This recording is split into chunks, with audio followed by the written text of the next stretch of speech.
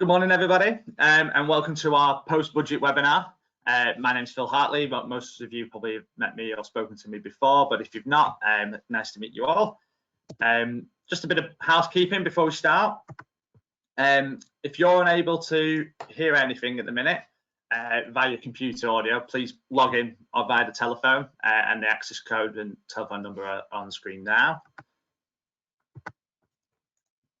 If we have technology issues, I apologise in advance. We should all be knowing how to do this by now, but you never know what might occur. So a little bit about me for the people that don't know. I'm one of the directors of tax at Mitchell Charlesworth.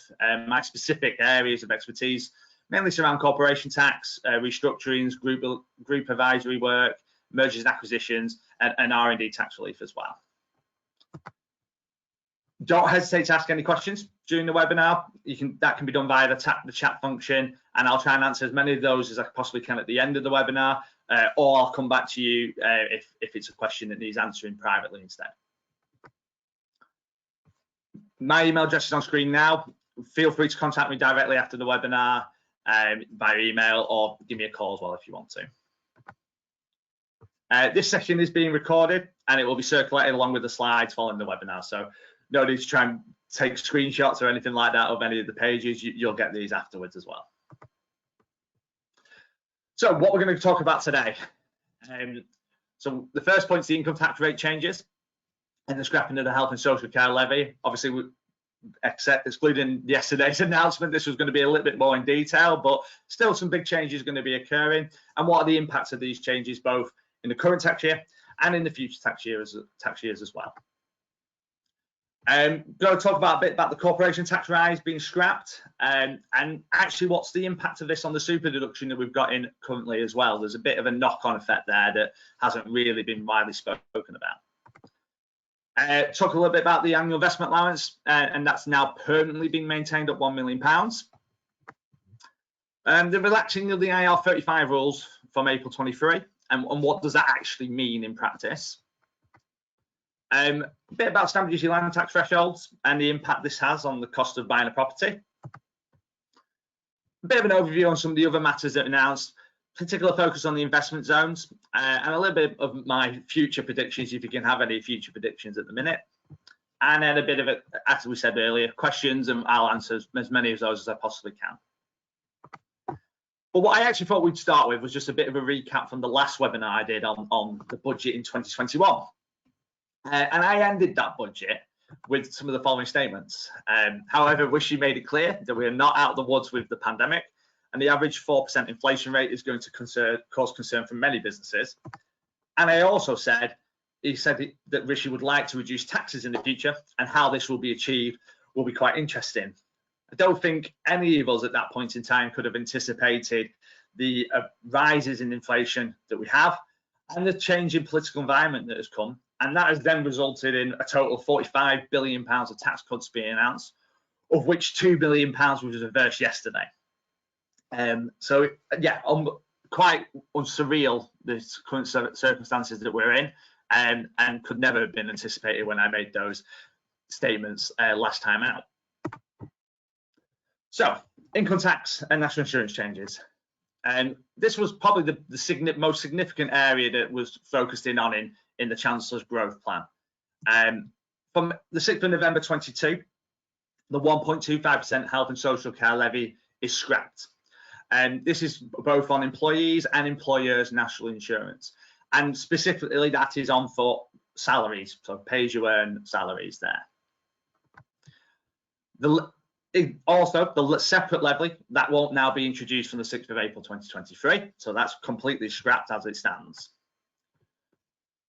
The dividend tax rates, they will include the additional 1.25% until the 6th of April 2023. So dividends taken between now and 6th of April 2023, that will incur the 1.25% health and social care levy.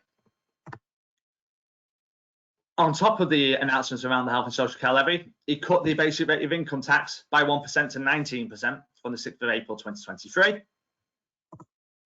He also, at that point in time, cut the additional rate of tax, so that was to be scrapped from April 2023 But as most people on here will know, that measure was reversed on the 3rd of October. So yesterday he reversed that after some quite heavy political feedback from within the Conservative Party mainly.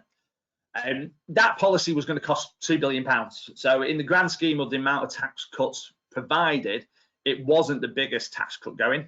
That is the health and social care levy being scrapped and the reduction in corporation tax rate. And that's one, they are the two biggest ones there. But politically, he wasn't going to be able to get that through Parliament. There was a big backlash from the Conservatives MPs there, so he had to change course there pretty quickly post realising this position. And from the 6th of April 2023, the dividend tax rates will be 7.5%, 32.5%, and 38.1%. And the 38.1% was going to go. That's obviously now come back in with the additional rate not being scrapped. And the 7.5% and 32.5%, that's just the reduction of the 1.25% from the health and social care levy that won't be there anymore. So what does that actually mean in terms of how much additional income people will have? So this first table is just for salaries, purely on salary income. So their gross income there, you've got 30,000, 40,000, 50,000, 75,000, etc., etc. And the next column shows, well, what's that net income in the current tax year, 22-23? How much are people walking away with in the current tax year compared to what will the net income be in 23-24?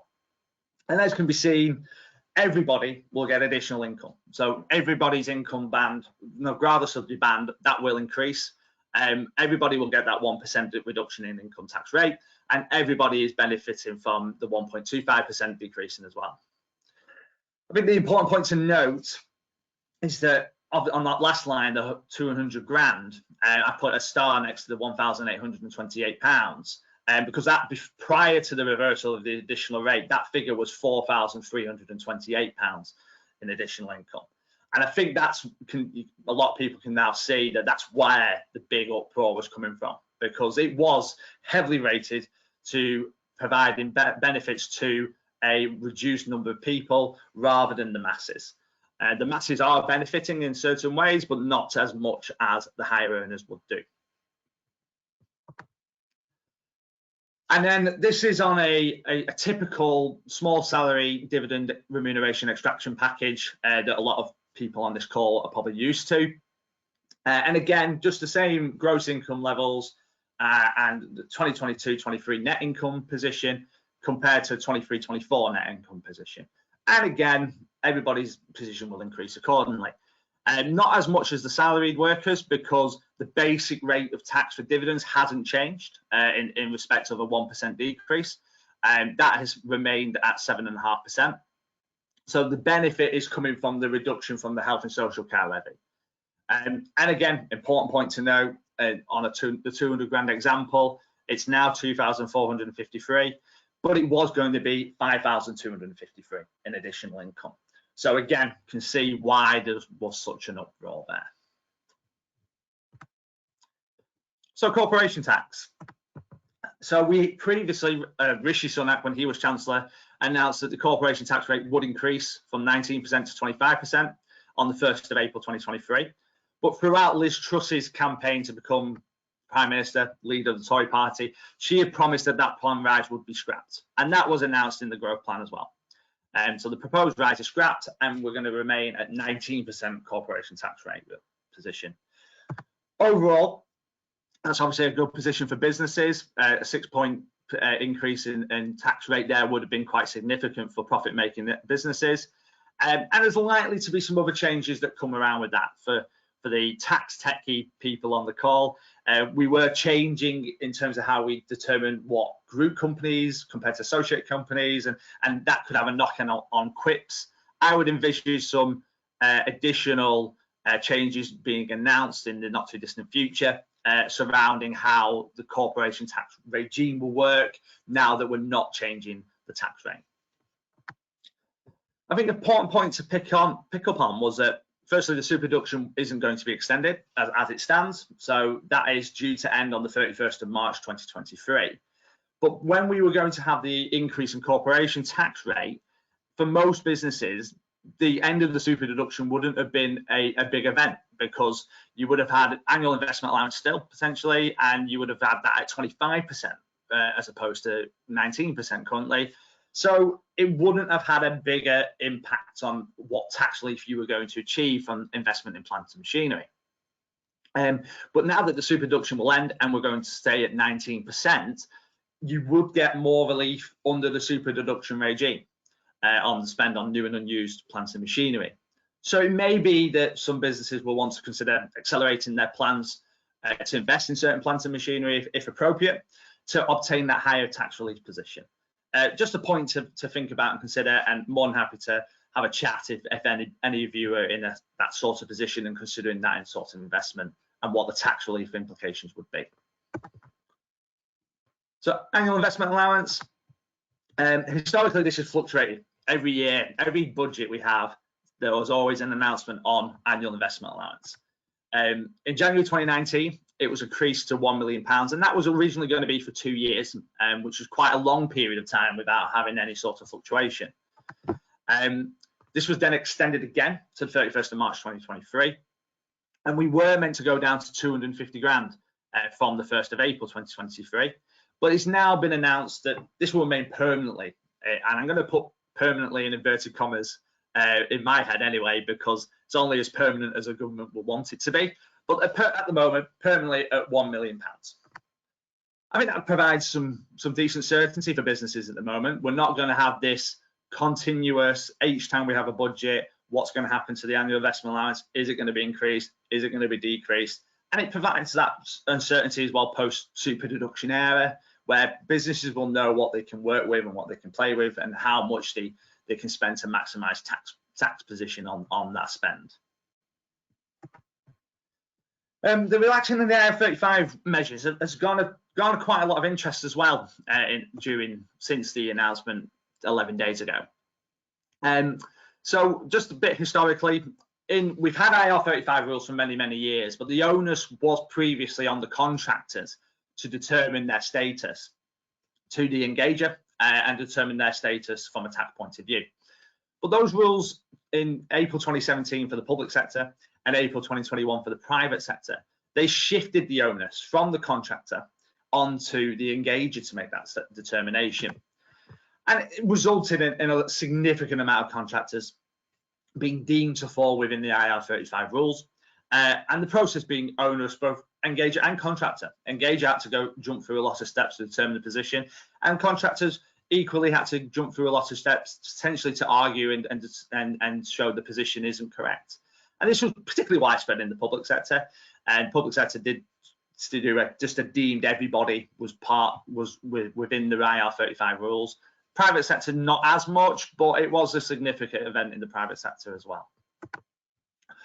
From April 2023, they're going to shift the onus back onto the contractor to determine their status. So taking it away from the engager and businesses and onto the contractor to determine if they fall within or without or out of IR35 measures. I think it's important to note that IR35 isn't going. It's still, the rules are still there. And if you are caught by those rules, then you shouldn't be operating through a limited company for those pieces of work.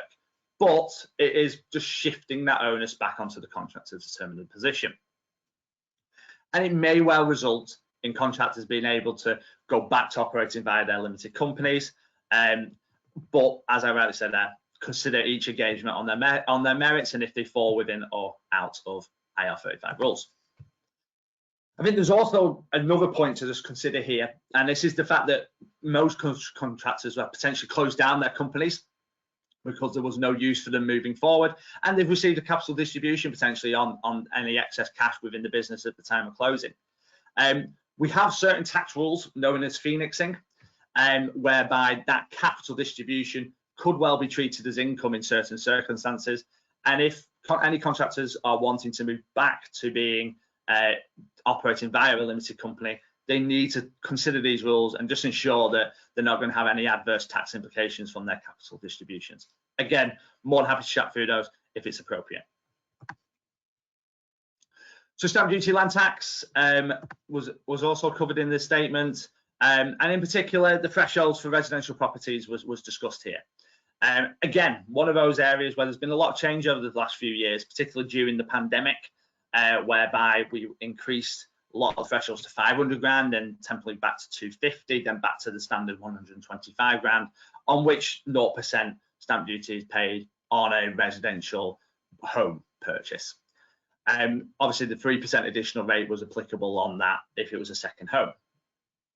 So in a bid to stimulate the property market and provide long-term stability, as the Chancellor put it, these new measures were announced. So threshold for paying stability has increased to 250 grand for standard home movers.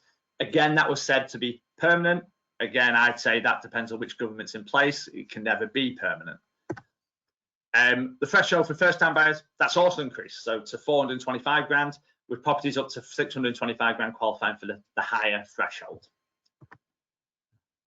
Finally, important to note that the 3% additional charge on second home purchases and the rates for commercial properties have remained unchanged. That hasn't changed at all in these announcements. So just again, what does that mean? So this is from the Treasury themselves as an example of what does that mean from a purchase that was on the 22nd of September compared to a purchase on the 23rd of September.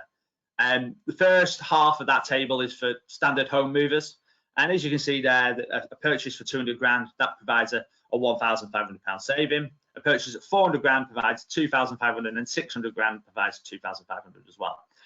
So the 2,500 saving is the 125 grand increase in the threshold at 2%. So that's everybody who's a standard home mover could get up to £2,500 saving on their stamp duty liability. For first-time buyers, it's significantly more. 200 grand as at the 22nd of September, that was nil, and it still is at the 23rd of September. But for 400 grand, you would have paid five grand stamp duty on your first-time purchase. Now you'll pay nothing.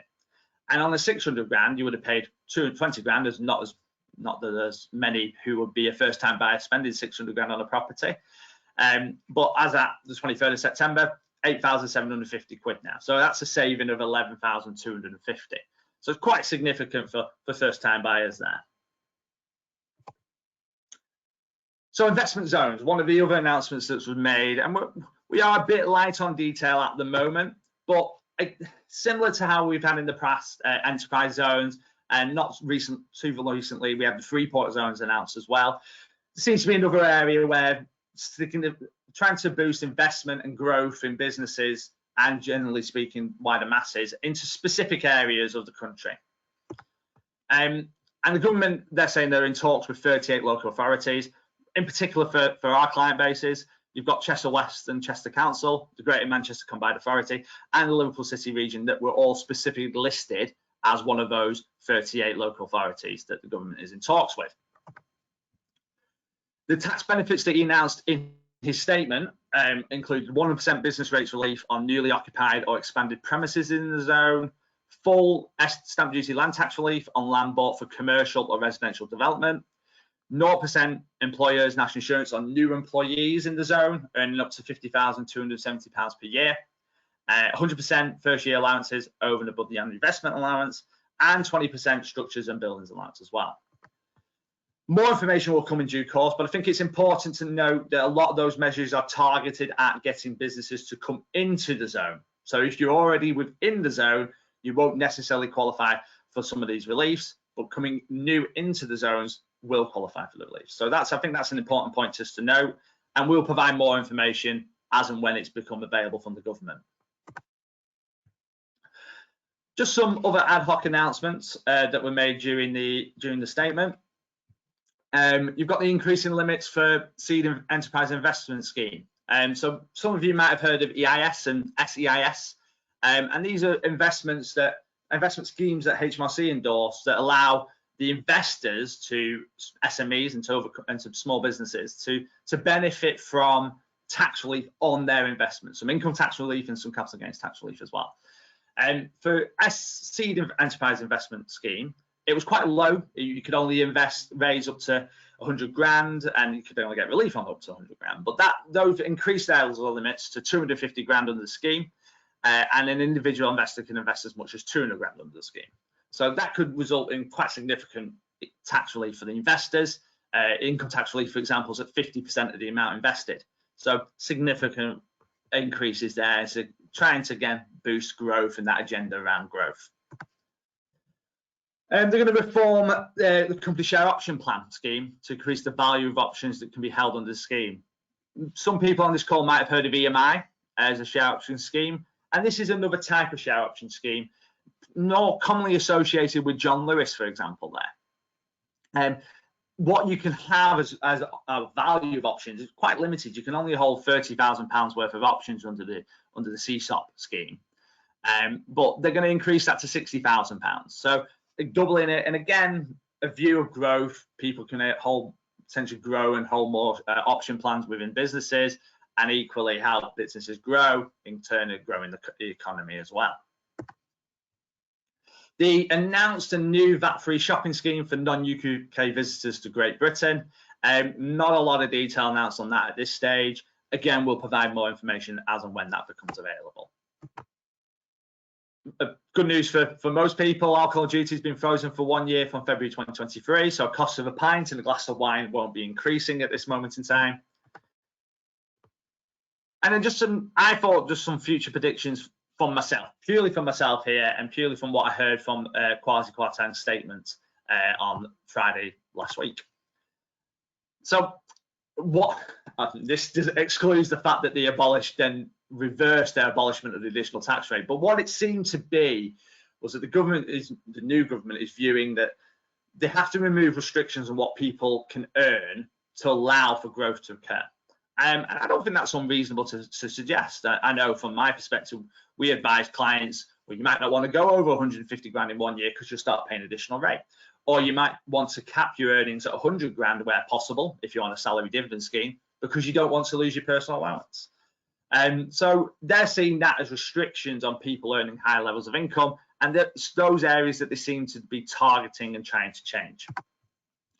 So with that in mind, they might want to consider and may look at the restrictions on the personal allowance when individuals earn over 100 grand, or the loss of child benefit, for example, when individuals earn between 50 and 60 grand.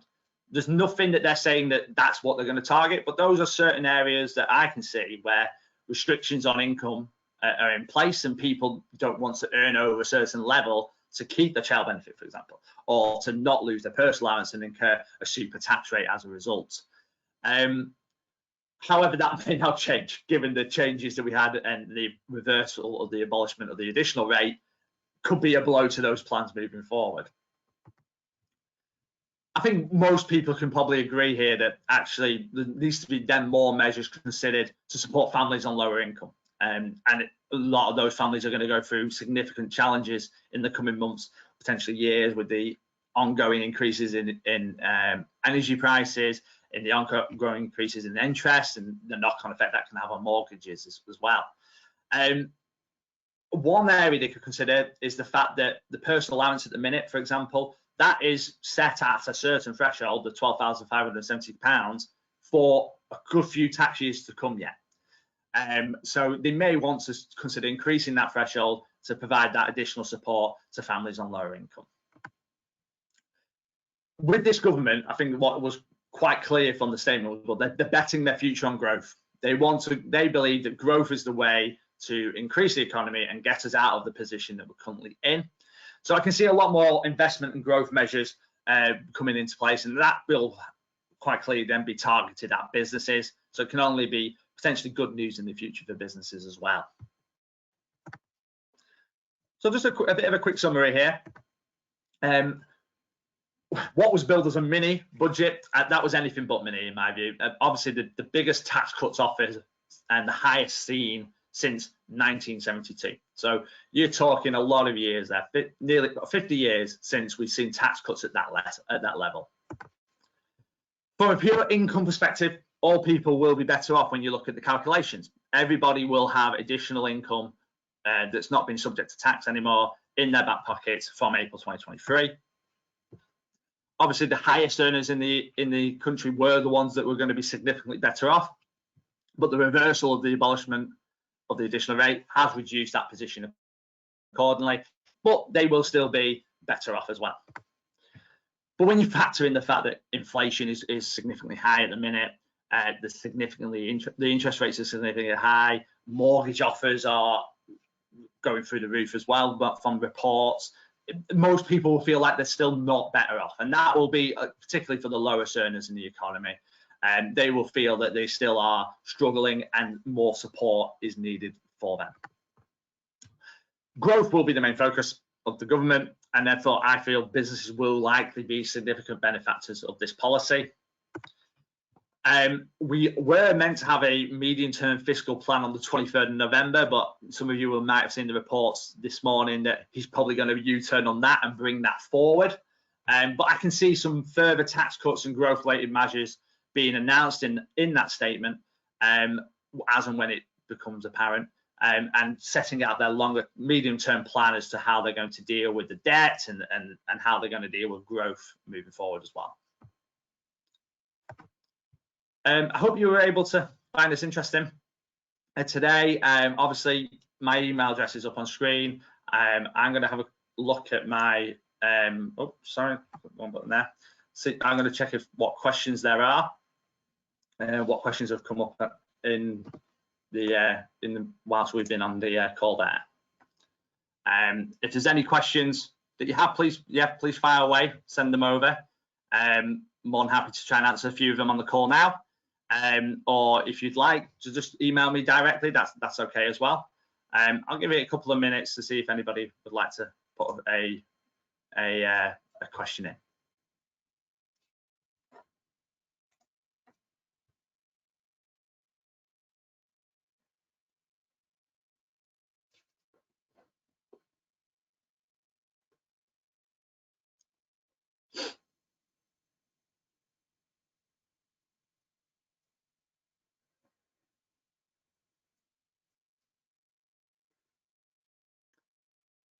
I've got one just come through now that just relates more to my point there around the personal allowance and what did I mean around the super tax rate. I think what most people don't understand, and it's not seen because it's not an actual tax rate as such, is that when income goes up between 100 and currently around the 125 mark at the minute, because you lose your personal allowance for salaried employees, for example, it works out an additional tax rate of 60% on that balance there. So for dividends, it's about 45%. So it's a significantly higher rate of tax on that 25 grand worth of income in comparison to the standard rates that are supplied. So for example, for dividends, it's 7.5 and it should be 32.5 on the higher rate of tax. Well, actually, for that 25 grand, it goes up to 25%.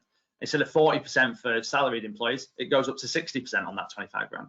And that is a significant amount of tax that will need to be applied there.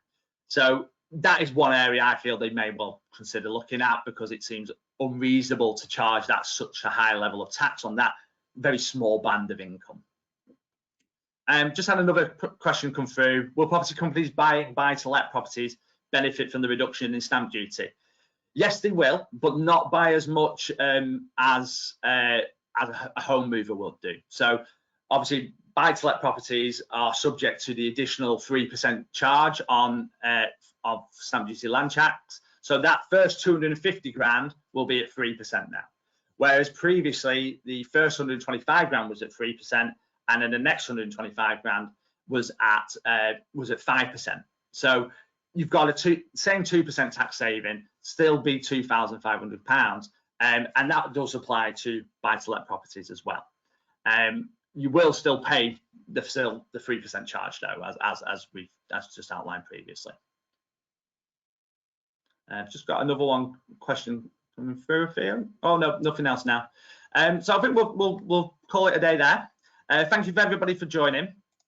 I hope you found the presentation of interest, and if you have any questions, please by all means email me directly or give me a call. More than happy to chat through any of your questions in a bit more detail. Thank you again, and hope to speak to you and see you all soon.